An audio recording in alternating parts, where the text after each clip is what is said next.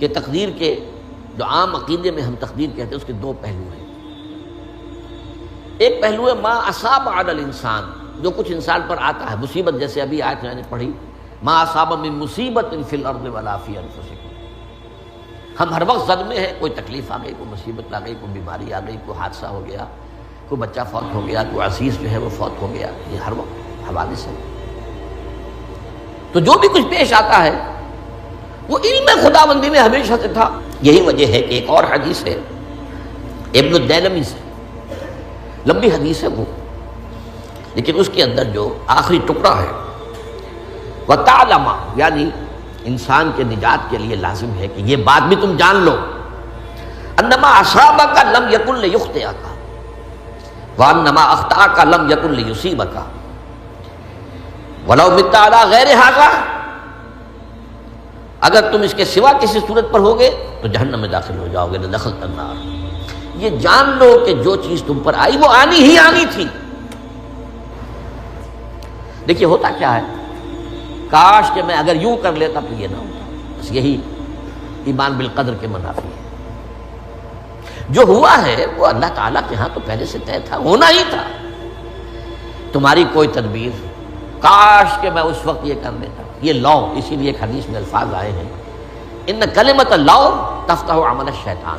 اس لا سے، کاش، اس سے شیطانی عمل شروع ہو جاتا ہے. کاش کہ یہ ہو جاتا، کاش میں یہ نہ کرتا، کاش کہ ہو جاتا.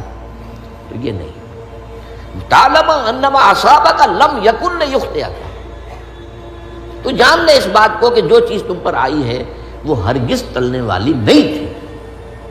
کوئی تدبیر تم کر لیتے، کوئی کسی وقت کوئی ہیلا کر لیتے، کوئی تم قدم اٹھا لیتے، کچھ بھی کر لیتے، وہ تو آنی ہی آنی تھی. وما انما اخطاک، جو چیز تم سے چھوٹ گئی، رہ گئی، نہیں ملی.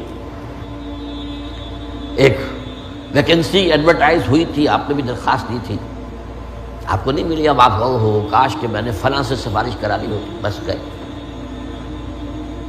تو جو چیز چھوٹ گئی وہ چھوٹ جانی ہی تھی. اس میں قطعاً جو ہے کوئی شکل، کوئی تدبیر، کوئی سفارش، کسی طرح کا کوئی بھی ہیلا، کوئی جو ہے اس میں کارگر نہیں ہو سکتا تھا. لم یکن لیصیبک ومت علی غیر ذلک. اگر تو اس کے سوا کسی کیفیت پر تیری موت واقع ہوئی، اگر یہ یقین نہیں ہے. یہ ہے تقدیر کا وہ مفہوم کہ جس کا تعلق ہے علی ما اصاب الانسان.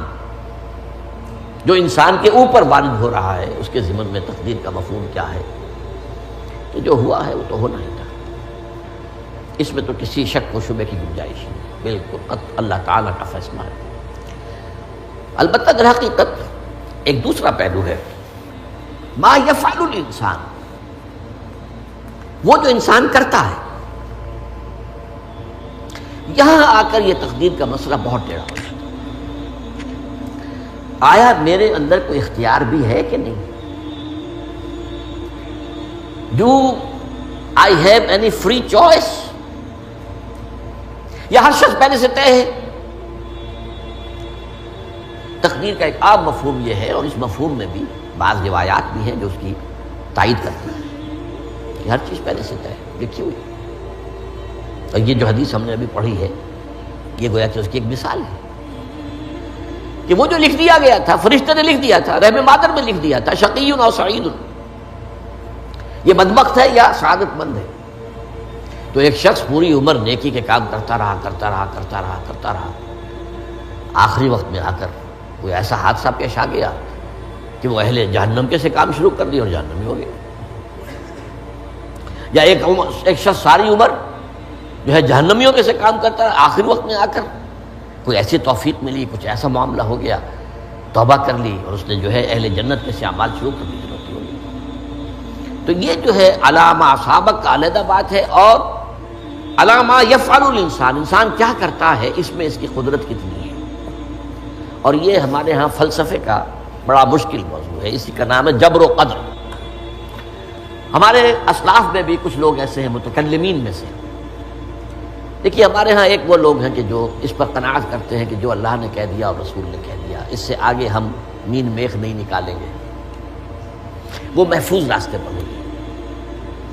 لیکن بہرحال انسان کو اللہ نے ایک عقل بھی دی ہے، اور یہ عقل سوالات اٹھاتی ہے، اور جو زیادہ ذہین انسان ہوتے ہیں ان کے اندر ان کی یہ مصیبت زیادہ ہوتی ہے، لہٰذا وہ تو سوچتے ہیں، کچھ نہ کچھ غور و فکر کرتے ہیں، بات سمجھنے کی کوشش کرتے ہیں۔ اس میں اب ہمارے ہاں دو طبقے ہو گئے، جبریہ قدریہ۔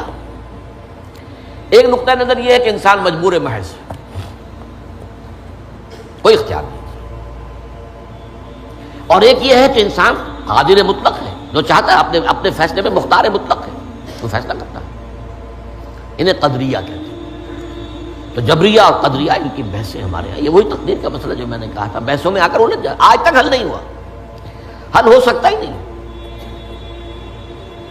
اب اس کے ضمن میں علامہ اقبال کا ایک شعر آپ کو سناتا ہوں، وہ بہت اچھا لگتا ہے، بہت خوبصورت لگتا ہے شعر ہونے کے اعتبار سے۔ تقدیر کے پابند جمادات و نباتات، مومن صرف اللہ کے احکام کا پابند۔ اس میں انسان سے پابندی کی نفی کر دی گئی ہے، وہ صرف پابند ہے اللہ کے احکام کا۔ نتیجے کے اعتبار سے تو جو یہ شعر کہہ رہا ہے جو بات وہ صحیح ہے، پابندی اصل جو ہے وہ اللہ کے احکام کی، لیکن یہ کہ تقدیر کی پابندی سے انسان بھی پوری طرح آزاد نہیں ہے۔ یہ سمجھ لینا کہ یہ جمادات و نباتات ہی کا معاملہ، یہ غلط ہے، یہ مبالغہ ہے۔ ظاہر بات ہے کہ شاعر جو ہے، شاعر مبالغے سے بچ نہیں سکتا، چاہے وہ علامہ اقبال ہو، کوئی بھی ہو۔ تو اسی لیے سورہ شعراء کے اندر جو عام شعراء کی جو صفات بیان ہوئی ہیں وہ آپ کے ذہن میں آ گئی ہوگی۔